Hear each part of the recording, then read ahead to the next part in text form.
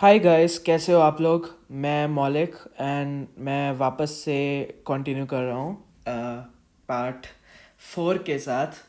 Horse cart problem पे हम थे एंड या मैं 5 महीने के बाद ये पार्ट बना रहा हूँ, तो बिना टाइम वेस्ट किए पार्ट में आगे बढ़ते हैं। तो horse and cart problem basically मैं थोड़ा सा रिव्यू दे देता हूँ हमने पिछले पार्ट में किया क्या था, और if you want you can watch it. ज़्यादा टाइम नहीं लूँगा। तो मैंने बेसिकली आप लोगों को समझाया था फोर्स ऑफ मोशन के बारे में, और इन दी एंड हमने ये एक बहुत ही प्यारा सा कंसेप्ट कवर किया था लिफ्ट के ऊपर, जिसके अंदर हम बात कर रहे थे कि बेसिकली एक पर्सन का अपरेंट वेट क्या होगा लिफ्ट में, और जब लिफ्ट एक्सेलरेट हो रही है, नीचे ऊपर जा रही है, तो बेसिकली वेट चेंज कैसे हो रहा है। So basically we talked about that in this, okay. And अब हम आगे चलते हैं और हम बात करने वाले हैं हॉर्स एंड कार्ट प्रॉब्लम के बारे में, जो कि एक बहुत ही इम्पॉर्टेंट प्रॉब्लम है। एंड बेसिकली बहुत सारे लोग इसके साथ बहुत सारे क्वेश्चंस इसके पेपर के अंदर देखे गए हैं, और सिर्फ मैं नहीं चाहता कि तुम लोग यार पेपर के ही कंसेप्ट से पढ़ो। आई वांट कि तुम्हें सच में कंसेप्ट समझ आए, और यही मेरी हमेशा कोशिश रहेगी। तो हम आते हैं हॉर्स एंड कार्ट प्रॉब्लम के ऊपर। हॉर्स एंड कार्ट प्रॉब्लम क्या है कि तुम्हारे पास एक घोड़ा है, तुमने उसको ए प्लेस से बी प्लेस पे लेके जाना है। इसीलिए तुम्हारे पास एक लेट्स से सामान है कुछ 100 किलो का, एंड तुम्हें उसको एक पर्टिकुलर डिस्टेंस एस पार कराना है, ठीक है ना। तो वर्क क्या करेगा घोड़ा, तुम्हारा फोर्स इनटू जितनी वो डिस्प्लेसमेंट करेगा, बेसिकली उतना वो काम करेगा, और तुम्हारा जूल में आंसर आएगा, जो कि तुम लोग जानते ही हो, ठीक है ना। एंड फोर्स तुम्हारी जो होगी, जो उसको लगानी पड़ेगी ए टू बी जाने में, वो तुम्हारी न्यूटन के अंदर आती है फोर्स, ठीक है ना। ये भी तुम्हारे को पता ही है, पहले से ही पता है। आओ हॉर्स प्रॉब्लम को थोड़ा डीपली पढ़ते हैं। Horse and cart problem as shown in figure 5.17। Yup, consider a cart connected to a horse by a string. तो वो कहते हैं कि ये एक स्ट्रिंग है तुम्हारा। रुको मैं इसको थोड़ा बड़ा बना देता हूँ, जिससे तुम लोगों को बढ़िया तरीके से दिख जाए। तो ये तुम्हारा एक स्ट्रिंग है, और ये तुम्हारी एक कार्ट है। इस कार्ट को हम बोल देते हैं ए, और जो तुम्हारा हॉर्स है बेसिकली ये जो डॉट है, ये तुम्हारा हॉर्स है बेसिकली। और जो तुम ये डायाग्राम देख रहे हो, इसको बोलते हैं डॉट डायाग्राम। इसको क्या बोलते हैं? Object diagram. बहुत तरीके के नाम है। डॉट डायाग्राम, तुम क्या करते हो, तो अब इस डायाग्राम का बेसिकली कंसेप्ट क्या है, इसके पीछे का कंसेप्ट क्या है? इसके पीछे का कंसेप्ट ये है कि तुम्हारे पास कोई भी एक अजीब सा ऑब्जेक्ट है, तुम उसको क्या कन्वर्ट करते हो, एक डॉट में कन्वर्ट कर देते हो। फिर तुम उसके ऊपर चेक करते हो फोर्स कहाँ से कहाँ लग रही है, इधर लग रही है, इस डायरेक्शन में लग रही है, इस डायरेक्शन में लग रही है, इस डायरेक्शन में लग रही है। तो तुम चेक करते हो कि जो तुम्हारी फोर्सेज हैं वो कौन कौन सी डायरेक्शन में लग रही हैं। तो तुम बेसिकली इस तरीके से उसके ऊपर काम करते हो, ठीक है। तो यार ये तुम्हारा हॉर्स है, ब्लू वाला जो है ये तुम्हारा हॉर्स है। तो इस पे क्या हो रहा है, हॉर्स पे आओ, अब जो हमने पीछे पढ़ा है हम देखते हैं कि ये सारी फोर्सेस हैं क्या, ये सारी फोर्सेस हैं क्या। तो मैं ये डायग्राम यहाँ नीचे भी बनाना चाहूँगा। ये मेरा स्ट्रिंग है, ये स्ट्रिंग है बेसिकली, रस्सी है। ये मेरा घोड़ा है। मेरी ड्राइंग पे मत जाना, ठीक है ना। मेरी ड्राइंग पे मत जाना ठीक है, मेरी ड्राइंग पे मत जाना प्लीज़, बेइज्जती मत करना मेरी कमेंट्स में। पर मुझे बताना कमेंट्स में कि तुम्हें मेरी ड्राइंग कैसी लगी, ठीक है। चलो आओ, तो देखते हैं। तो देखो, जो तुम्हारा ऑब्जेक्ट है जब वो खड़ा होता है, मैंने तुम्हें पहले भी बताया, ये अगर ग्राउंड है तो न्यूटन का हमने थर्ड लॉ नहीं पढ़ा है ना अभी तक। एक्चुअली मैं बहुत देर बाद बना रहा हूँ, तो मैं चेक कर रहा हूँ। मैंने तुम्हें इम्पल्स पढ़ा दिया है, हाँ। तुम्हें अभी मैंने थर्ड लॉ नहीं पढ़ाया है। न्यूटन का थर्ड लॉ भी पढ़ा चुका हूँ यार मैं तुम्हारे को, हाँ। तो तुम्हें पता है न्यूटन का थर्ड लॉ क्या है, राइट। तो हाँ, ओके। तो हर ऑब्जेक्ट ज़मीन पे फोर्स लगा रहा है, और ज़मीन उसके ऊपर ऑपोजिट फोर्स लगा रही है। ये एक ऐसी कैंसलिंग फोर्स है जो कि कॉन्स्टेंटली चल रही है। मान लो तुमने ज़मीन पे बहुत ज़ोर की धक्का मारा, तो इवन तुम ज़मीन को भी नीचे धंस सकते हो, ठीक है ना।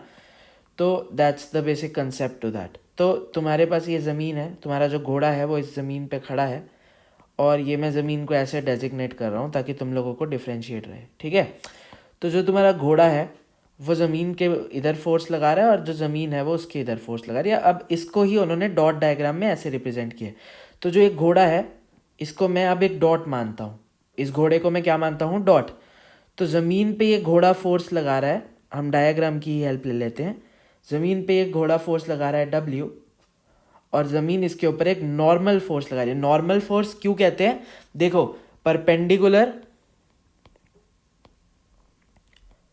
जिसको तुम 90 डिग्री भी बोलते हो, उसका एक और वर्ड है जिसको तुम बोलते हो नॉर्मल, ठीक है, तुम उसको नॉर्मल भी बोल सकते हो। तो जो परपेंडिकुलर फोर्स है तुम्हारी ऊपर लग रही है, उसको इन्होंने यहाँ पे डेजिग्नेट किया है V के साथ।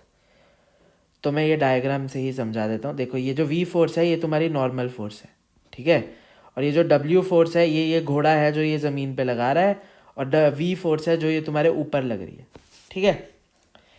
H घोड़े की फोर्स है जो घोड़ा लगाएगा खींचने के लिए, ठीक है। H वो फोर्स है जो घोड़ा लगाएगा, मतलब घोड़ा आगे को बढ़ेगा, अपने ये पैर को इधर धक्का मारेगा, ये वो वाली फोर्स है। H ये फोर्स है। मैंने तुम्हें ये भी सिखाया था, ये रहा ये, कि तुम इधर धक्का मारते हो और ज़मीन तुम्हें आगे को धक्का मारती है, राइट। ये भी मैंने उस दिन सिखाया था, पिछली वीडियो देखो सब क्लियर हो जाएगा। तो हाँ, ये H जो फोर्स है ये वो वाली फोर्स है जो कि घोड़ा पीछे को धक्का देगा। ये देखो, जो वो पीछे को धक्का देगा उसकी जो रिजल्टेंट फोर्स होगी वो H होगी।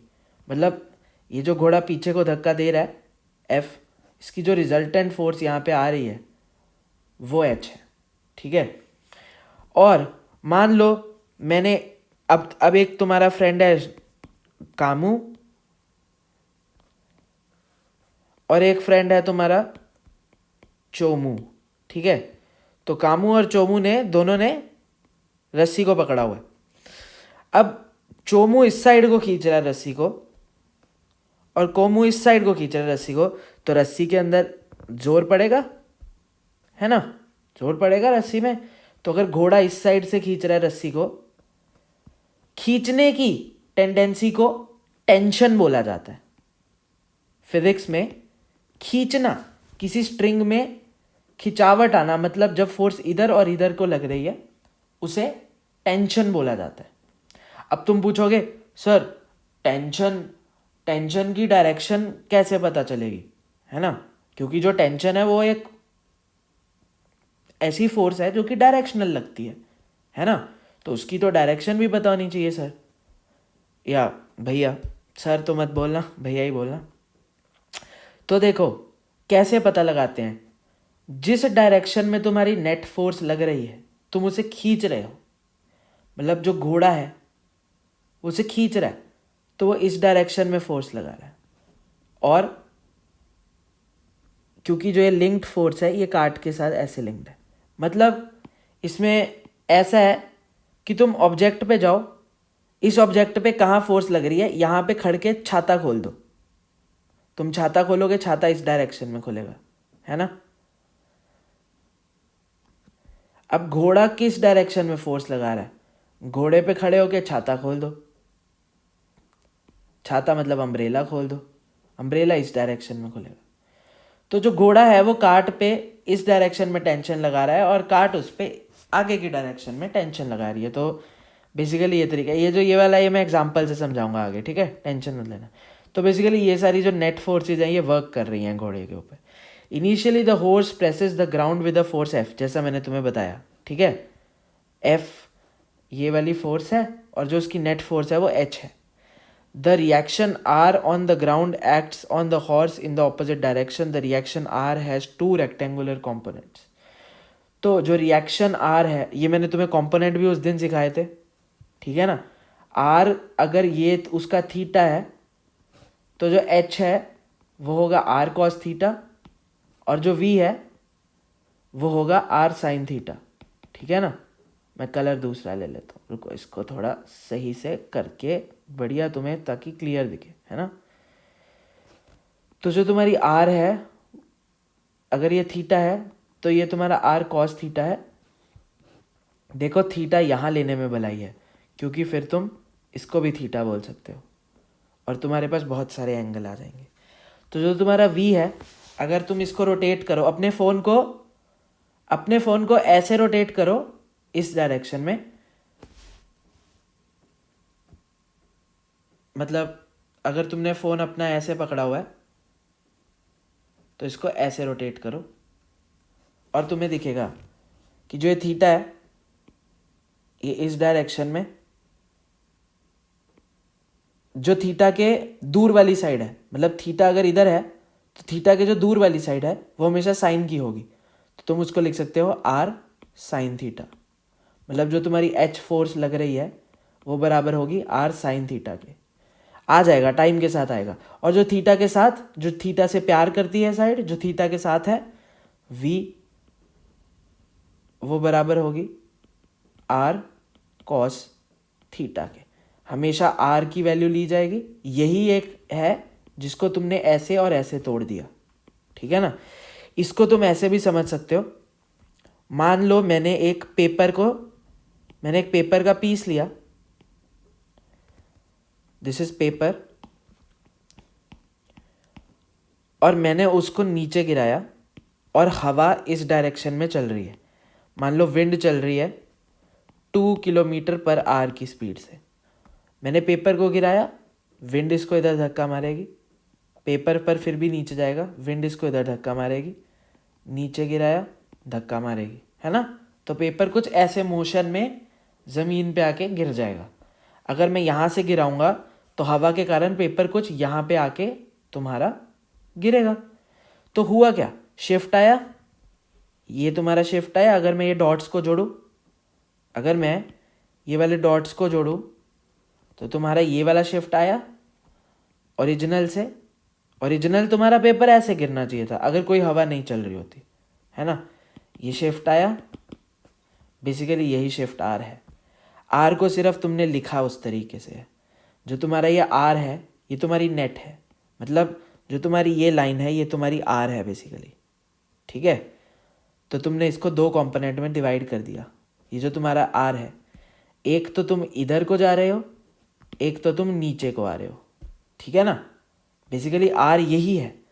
आर क्या है, एक तो वो आगे को जा रहा है, एक तो ये जो वी वाली फोर्स है जो इस पे लग रही है और वो ऊपर को लगा रहा है, तो आर उसका नेट है बेसिकली, ठीक है ना। The vertical component V which balances the weight of the horse, ये जो वी है ये वेट बैलेंस कर रहा है, ठीक है ना। जो वी है ये वेट बैलेंस कर रहा है और जो एच है उसको आगे लेके जा रहा है। एच है that is helping him to move forward. तो आई होप यार थोड़ा सा क्लियर होगा। नहीं हुआ होगा तो दोबारा से देख लो, नहीं हुआ होगा तो वीडियो को थोड़ा सा पीछे लेके जाओ और दोबारा से देखो, शायद तुम्हें समझ आए। अगर फिर भी नहीं आए तो कमेंट करो, अपने क्वेश्चंस को कमेंट करो, मैं आंसर करूंगा, टेंशन मत लो। The horse moves forward if H is greater than T. देखो बहुत ही बेसिक बात, मतलब किंडरगार्टन का कंसेप्ट। जो हॉर्स है वो कब आगे बढ़ेगा, अगर ये कार्ट 1 टन की हो, मतलब जो कि ये टेंशन की फोर्स है ये बहुत बड़ी होगी, और जो हॉर्स है उसको धक्का लगाने में बहुत बड़ा एच चाहिए होगा। तो अगर हॉर्स को आगे जाना है तो उसको इस फोर्स को ख़त्म करना पड़ेगा, जो ये टी फोर्स लग रही है स्ट्रिंग पे। हॉर्स को उतनी ही इक्वल फोर्स पहले तो जनरेट करनी होगी कि वो कार्ट को कुछ कर भी पाए। मान लो ये कार्ट को चलाने के लिए फोर्स चाहिए 10 न्यूटन, मान लो कि 10 न्यूटन इसकी फोर्स है। अगर मैं 9 न्यूटन लगाऊंगा तो ये कार्ट वहीं खड़ी रहेगी, पर जब मैं 10 लगाऊंगा तो ये चलेगी। तो मतलब एच को बहुत बड़ा होना होगा, एच को मतलब बड़ा होना होगा एटलीस्ट 10 न्यूटन से, या मिनिमम बड़ा या बराबर होना होगा 10 न्यूटन के, कि एटलीस्ट हॉर्स उसको आगे लेके जा पाए। तो यही इन्होंने बोला, हॉर्स तभी आगे बढ़ेगा जब एच बड़ा होगा टी से। अगर टी 10 न्यूटन है और एच 9 न्यूटन है तो घोड़ा नहीं खींच पाएगा। So the net force acting is H minus T. तो जो एफ नेट है बेसिकली, जो इस गोले पे मान लो हॉर्स लगा रहा है, हॉर्स आगे जाने के लिए 11 न्यूटन की फोर्स लगा रहा है, और इसको ये जो फोर्स रोक रही है, जो ये कार्ट का वेट जो इसको रोक रहा है वो 9 न्यूटन का है। तो घोड़ा असलियत में कितनी फोर्स लगा रहा है, नेट फोर्स लगा रहा है 2 न्यूटन की फोर्स से आगे लेके जाएगा कार्ट को, क्योंकि 9 न्यूटन तो पहले इसको हिलाने में ही लग जाएगी। 9 न्यूटन तो कार्ट को हिलाने की फोर्स है, मतलब 9 न्यूटन तो कॉन्स्टेंटली लगानी ही पड़ेगी, उसके ऊपर मैं 11 लगा रहा हूँ, मतलब मैं 2 न्यूटन एक्स्ट्रा फोर्स लगा रहा हूँ। तो जो मेरी नेट फोर्स है जिससे मेरा घोड़ा आगे बढ़ेगा, जिससे मेरा जो हॉर्स है वो आगे बढ़ेगा, वो तो 2 न्यूटन हुई ना। तो यही बोला उन्होंने, if the acceleration of the horse is A and M is, तो सेकेंड लॉ लग जाएगा, F is equals to F net is equals to M में। ये आपका सेकेंड लॉ है। सेकेंड लॉ क्या कहता है, सेकेंड लॉ क्या कहता है, दोबारा से पढ़ लेते हैं। Newton's third law, Newton second law, आपका सेकेंड लॉ किधर है, इम्पल्स है यहाँ पे,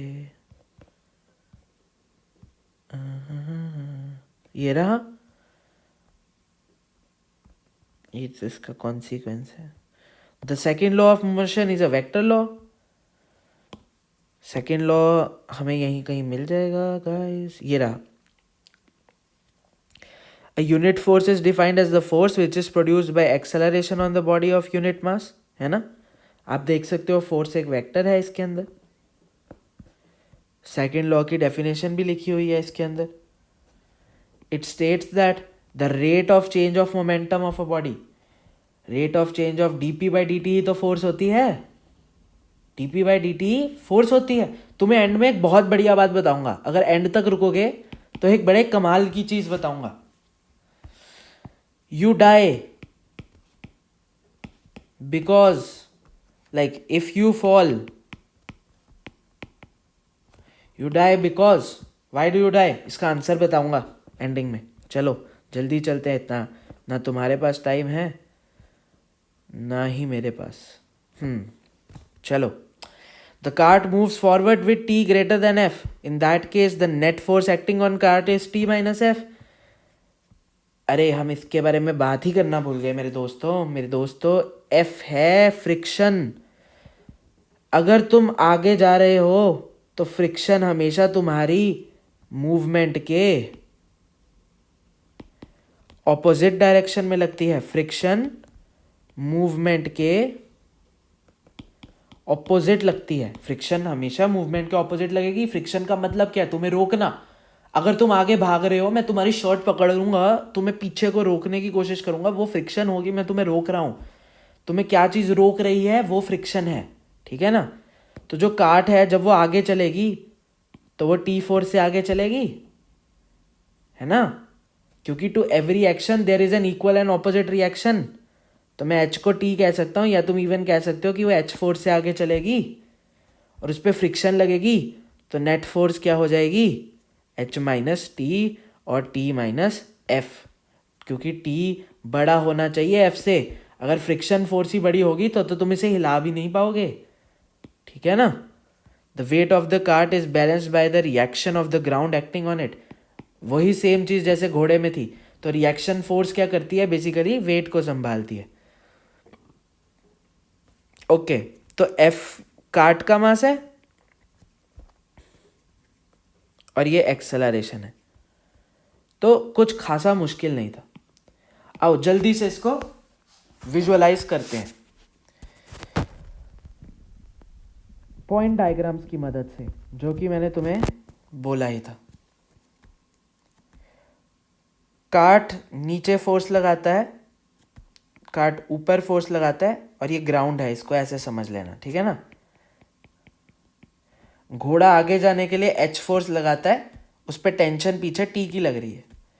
कार्ट पे भी टेंशन माइनस टी है और यहाँ पे टी है, ठीक है ना। उसके बाद तुम्हारी जो कार्ट है उसके ऊपर फ्रिक्शन भी लग रहा है। फ्रिक्शन तो घोड़े पे भी लग रहा है, पर इसमें इन्होंने कार्ट का ही कंसिडर किया है। तुम घोड़े का भी कर सकते हो, पर वो बहुत तुम्हारे लेवल पे घोड़े का करने की ज़रूरत नहीं है, ठीक है। तो हाँ, घोड़े पे फोर्स कितनी लग रही है, H minus T is equals to M A, जो कि एम है मास ऑफ हॉर्स। और एक बात याद रखना, ओ बहुत बहुत ज़रूरी बात लिख लो, जेईई सीबीएसई में बहुत हेल्प करेगी तुम्हारी। जो भी चीज़ एक स्ट्रिंग के साथ कनेक्ट होगी, मान लो आ बे, अगर बे ए के साथ आगे जा रहा है ना तो ए भी ए के साथ आगे जाएगा. Any two objects connected with each other will move with same acceleration. Please इसे मत भूलना, बहुत ही ज़रूरी चीज़ है. इसी से ये फॉर्मूला डिराइव होगा. इसमें देखो t minus F is equals to capital M A. ए इधर से यहाँ से आ रहा है फर्स्ट इक्वेशन से तुम्हारी, और सेकंड से बस तुम ए को यार इक्वेट कर लेना. यहाँ पे ये वाला फॉर्मूला आ जाएगा. इतने मेरे व्यूअर्स नहीं है मुझे पता है, वरना ये लिखा हुआ है यहाँ पे भी सॉल्यूशन. ठीक है ना. सो हाँ, ये था तुम्हारा हॉर्स वाला कंसेप्ट. पेपर में क्वेश्चन आता है एक्सेलरेशन ढूंढो, डायरेक्ट फॉर्मूला भी लगा सकते हो, पर पीछे का कंसेप्ट पता होना चाहिए, इसीलिए बताया. अगली वीडियो के अंदर, ये वीडियो को मैं यहाँ ख़त्म कर रहा हूँ. ये बेसिकली छोटी वीडियो थी, फिर भी बड़ी हो गई होगी आई थिंक. सिर्फ हॉर्स के कंसेप्ट पे थी. ठीक है, और उसका आंसर भी दूंगा कि तुम मरते क्यों हो. अभी कमिंग वीडियो, अगर इस वीडियो पे रिस्पॉन्स अच्छा रहा, अगर इस वीडियो पे 5 लाइक हुए, तो कमिंग वीडियो आएगी पुली सिस्टम. पुली क्वेश्चंस करेंगे हम उसमें.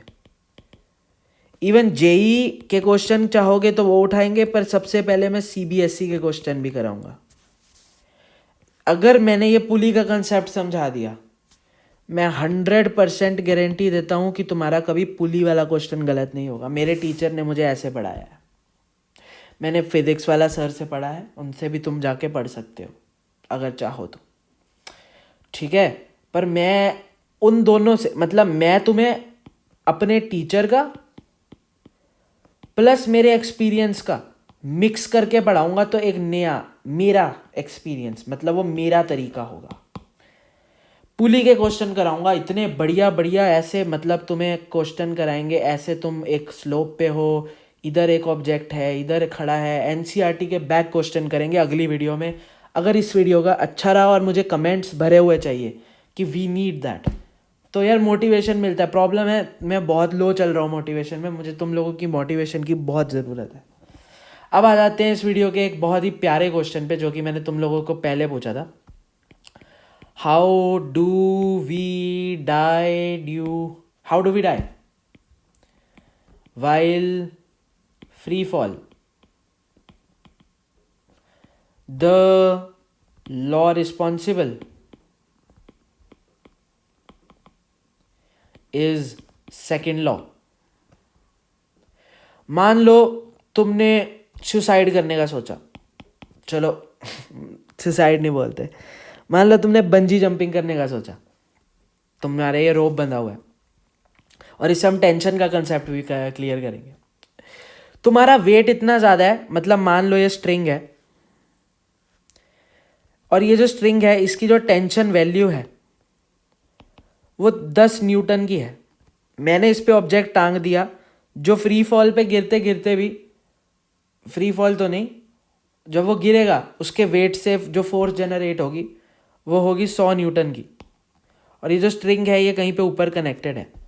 जैसे ही ये ऑब्जेक्ट गिरेगा और 10 से 11 न्यूटन पे भी, मतलब जो फोर्स जब तक 100 पे पहुंचेगी ना, देखो 0 से 100 पे फोर्स जाएगी, एकदम से नहीं जाएगी, वो उतने टाइम में ये स्ट्रिंग टूट जाएगा, क्योंकि जो टेंशन की वैल्यू से बड़ी हो जाएगी. तो स्ट्रिंग की भी एक टेंशन वैल्यू होती है जितनी वो सहता है. मान लो अब तुम कूदने लगे, ठीक है, ये हाइट h है इसकी. अब जब तुम कूदने लगे तो क्या हुआ, तुम्हारा जो स्ट्रिंग था ना वो बहुत बार यूज हो गया, मतलब तुमसे पहले 1 लाख बंदे ने इसी रोप से किया. अब जब तुमने किया ना, रोप इतना कमजोर हो गया, रोप टूट गया. अब तुम हवा में फ्री फॉल कर रहे हो, ठीक है, तुम गिर रहे हो, तुम जी से गिर रहे हो, तुम्हारा ए और जी बराबर है इस केस. और क्या होता है, जब तक तुम, इसको मैं और जूम कर रहा हूं ना, इस पॉइंट को मैं और जूम कर रहा हूं, ठीक है. जब तक तुम इस पॉइंट पे तुम पहुंचते हो, जैसे ही तुम्हारी बॉडी इस चीज को टकराती है, तुम्हारी बॉडी की वेलोसिटी v 110 मीटर पर सेकेंड से v0 मीटर पर सेकेंड इतने शॉर्ट टाइम में होती है, इतने शॉर्ट टाइम में होती है कि तुम उसके जर्क से मर जाते हो। बेसिकली तुम चेंज इन मोमेंटम से मरते हो, समझे? तुम्हारा मोमेंटम पी एम वी, तुम्हारा v एकदम से 0 हो जाता है, तो तुम्हारा p मान लो 100 था, तुम्हारा p एकदम से 0 हो गया, टाइम लगा मुश्किल से 0.1 सेकेंड। ये जो तुम्हें झटका लगता है ना तुम्हारी बॉडी को, ये तुम्हारे चीथड़े उड़ा देता है, तुम्हें मतलब मार देता है। तो you die because of change in momentum. तो एक फनी सा किस्सा था जो मैं तुम लोगों को भी बताना चाहता था। तो आई होप तुम लोगों को कुछ समझ आया होगा। बहुत छोटा वीडियो था और बेसिक ये मेन कंसेप्ट क्लियर करना था। अगली बार अपन शुरू करेंगे पुली क्वेश्चंस के साथ। बढ़िया, तो मुझे इस वीडियो में बढ़िया सपोर्ट चाहिए। Thank you and keep learning. Bye.